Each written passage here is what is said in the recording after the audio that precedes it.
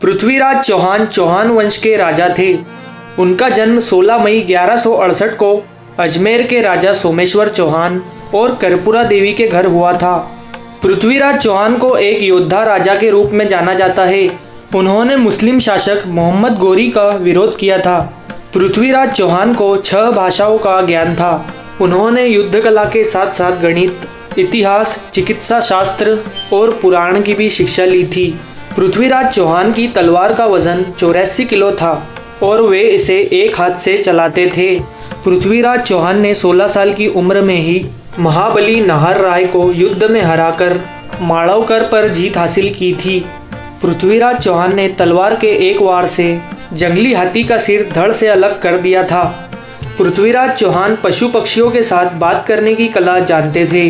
पृथ्वीराज चौहान की पत्नियों में से संयोगिता सबसे प्रसिद्ध है। पृथ्वीराज चौहान ने राजस्थान से हरियाणा तक के इलाकों पर राज किया था। चौहान वंश के आखिरी शासक पृथ्वीराज चौहान को राय पिथौरा के नाम से भी जाना जाता है।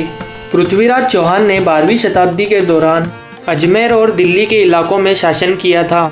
1177 में पृथ्वीराज चौहान ने राजगद्दी पर अपने पैर जमाए और एक ताकतवर शासक के रूप में उभरे।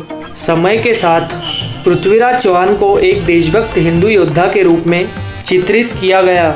पृथ्वीराज रासो के मुताबिक पृथ्वीराज चौहान ने मोहम्मद गोरी को 21 बार हराया था। पृथ्वीराज चौहान और मोहम्मद गोरी के बीच तराइन का पहला और दूसरा युद्ध हुआ था।